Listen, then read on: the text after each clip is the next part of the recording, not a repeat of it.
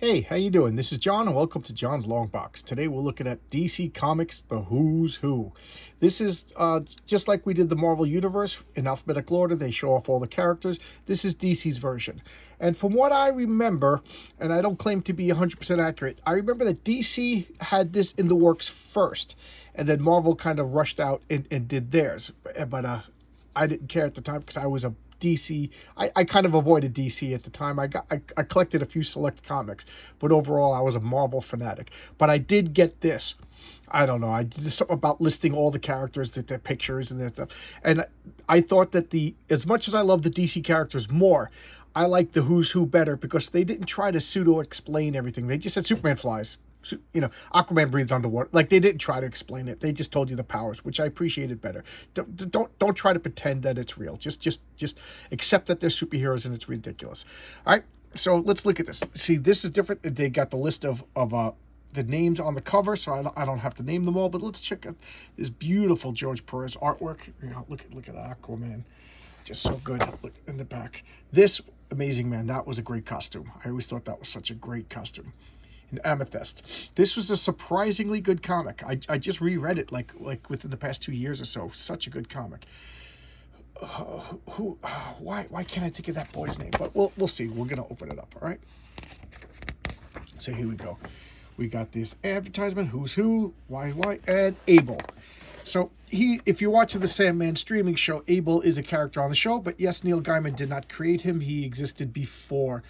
So I wonder how the Sandman's doing it. Do they have like carte blanche for all? Because remember, the Justice League were in like a few of the comics, and that scene in the diner, that episode in the diner, that bad guy is a Justice League villain. That's Dr. Destiny. So how do they do that? But here we go. House of Secrets #1.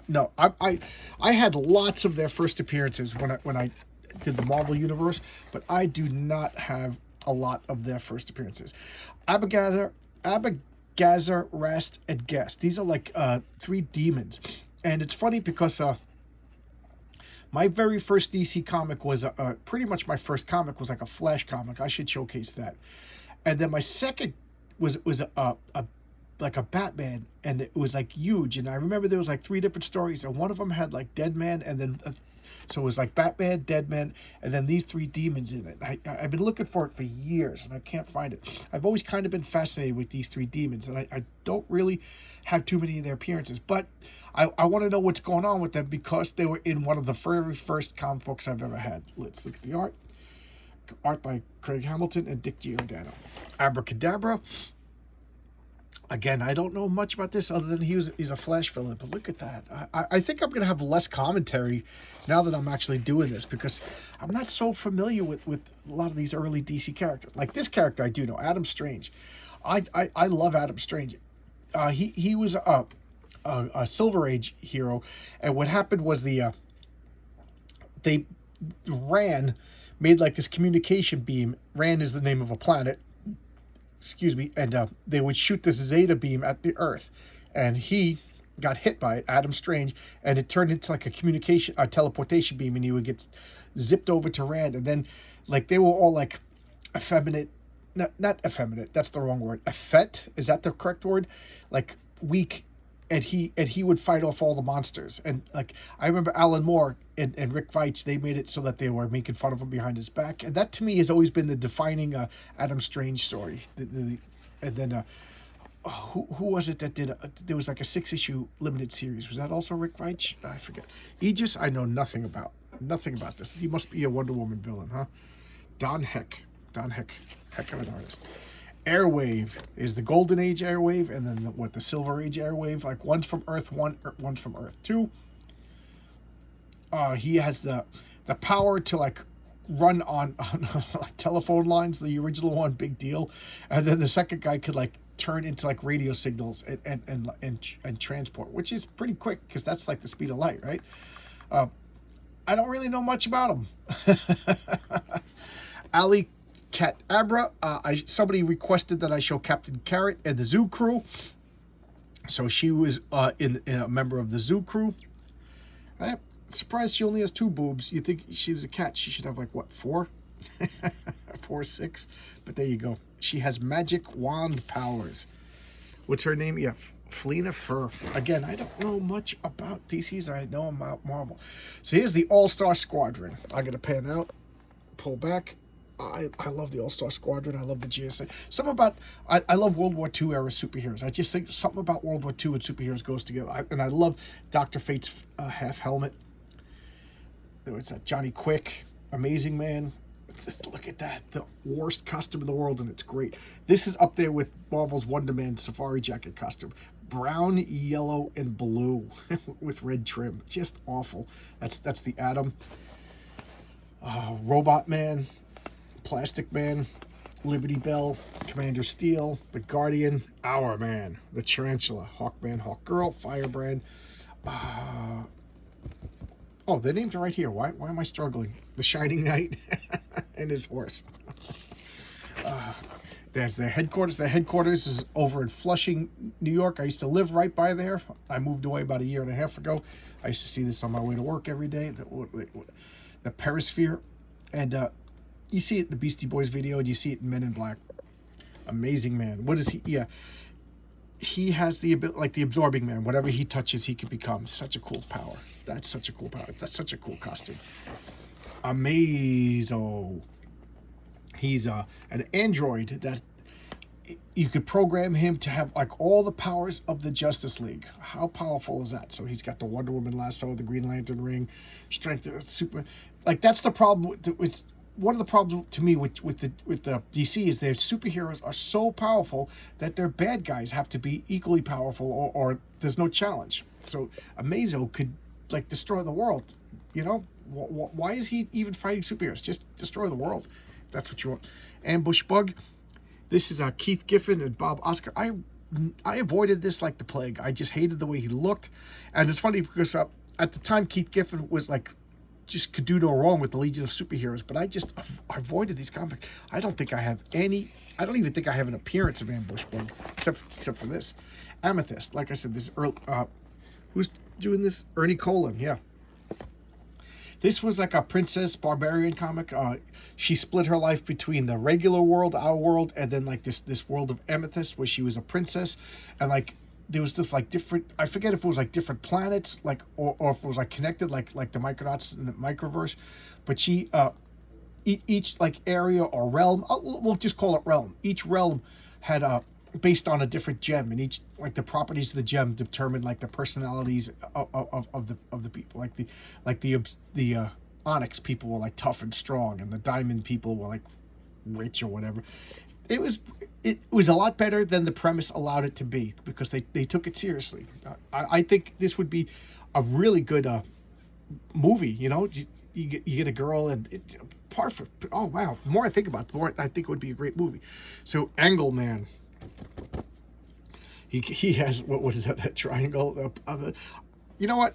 I laugh, but I kind of do like him. I always liked mathematical based superheroes, and you know, I remember reading that book Godel, Escher, and Bach, and like really expanded my brain. That was because of like Grant Morrison. Grant Morrison really got me to like breach out my comfort zone and read other books, and I think he used Angle Man in his Animal Man stories. Speaking of Animal Man, right over here. This is Gil Kane, but this is before the Grant Morrison years. The Grant Morrison years were in the 90s. That's like the British invasion of comics. Buddy Baker got abducted by space aliens, and they gave him the powers to copy the powers of animals when he was in their vicinity. So if he was near a bird, he could fly. If he was near a worm, he could regenerate. Things like that. Really cool. Very, very powerful. Anthro. That's the boy I couldn't remember his name. And I know nothing about Anthro. This must be like prehistoric times comics. I know nothing about this. Apocalypse. What could I say about Apocalypse that we don't already know? He, believe it or not, Thanos was a deliberate ripoff of Apocalypse, and even George Lucas said that Darth Vader was kind of inspired by Apocalypse, by Darkseid. So he is like the ultimate bad guy. And one thing, guys, give me your thoughts on this. I was daydreaming about this at work literally 2 days ago, that all the most evil, all the most horrible bad guys are lawful evil. You know, I play a lot of Dungeons and Dragons. Anybody know what I'm talking about? Like Darkseid is lawful evil. who else is lawful evil? Sauron from Lord of the Rings is lawful evil.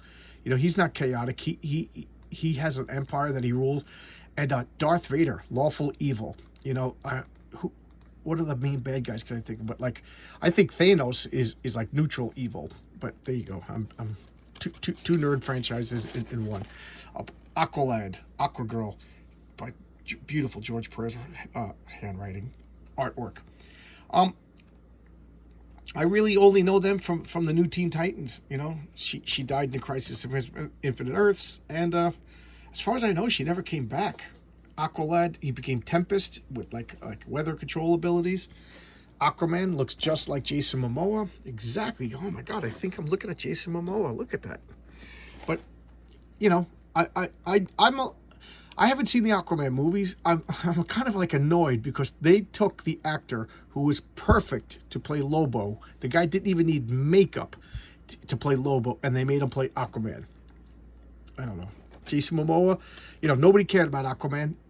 People wanted to go see that movie just to see Jason Momoa, you know, big, charismatic, sexy man. They could have just made a Lobo movie, and it would have been $1 billion. But what do I know?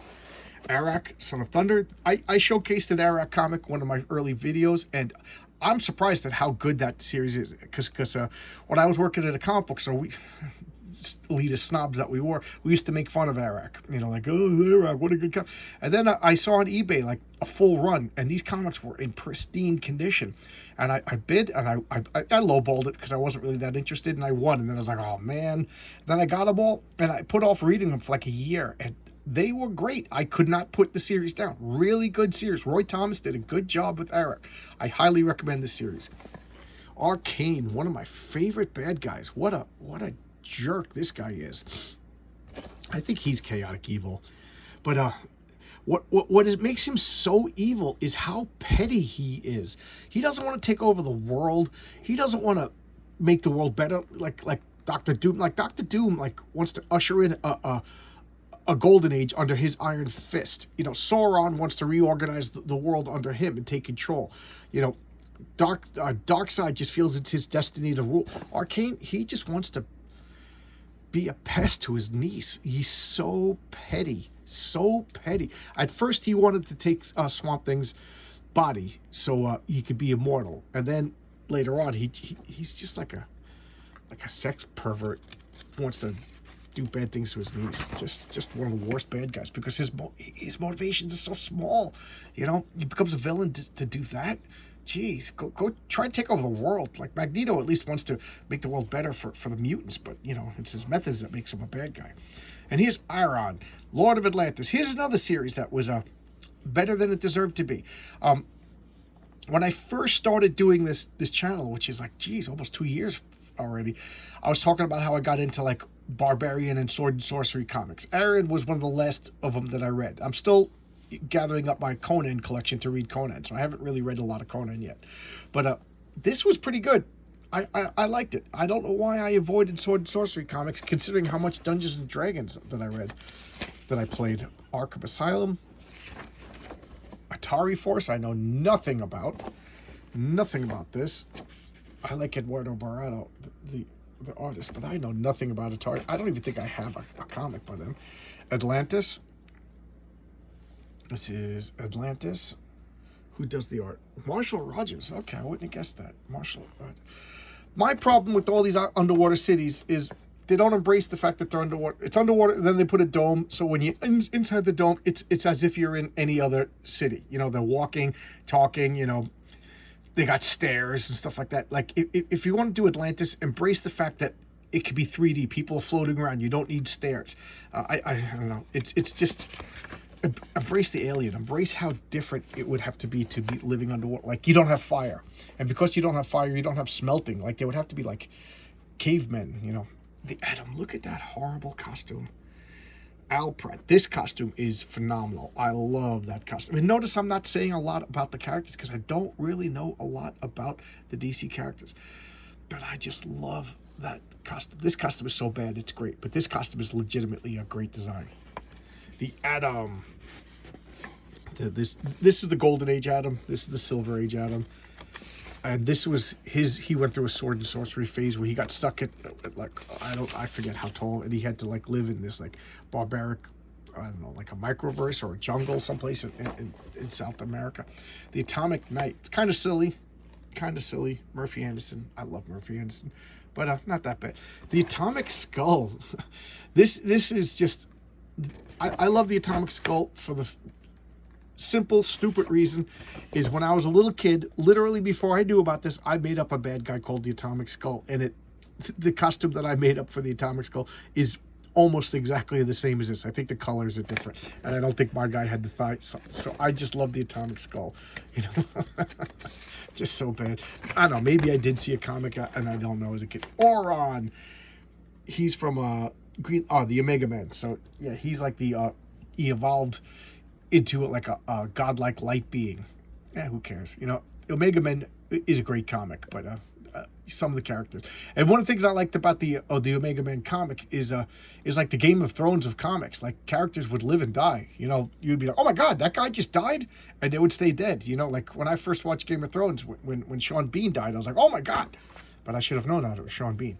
So here you go. I don't have the wealth of information that I can pat myself on the back. I just realized that was a bragging, but I don't mean to brag. But simple fact is I do know a lot about Marvel Comics. I know a lot about DC Comics too, but like I know more about Marvel Comics. Marvel Comics was my thing growing up. DC Comics, I probably, let's see, I was almost 20 years old before I started getting into DC Comics. So I grew up as a child, eating, breathing, just worshiping Marvel Comics. DC Comics I grew to like later on. Okay, so do you like this series? Should I keep going on? I mean, I'll every couple of days, like I did with the Marvel Universe, you know, every couple of days. Of course, anybody request, I love requests. I got a request. I'm just waiting for it to show up in the mail, and I'll do that one. Speaking of the mail, I know 2 people confirmed that they got their comics that I mailed to them for the contest. Did everybody get let me know if you got your comics in the mail, okay? I know one of them was a P.O. box, so I just want to make sure that you actually got your stuff. I mailed them all out, and you should have them by now. So if you do not have them by now, there's a problem. All right, so let me know. All right, bye-bye.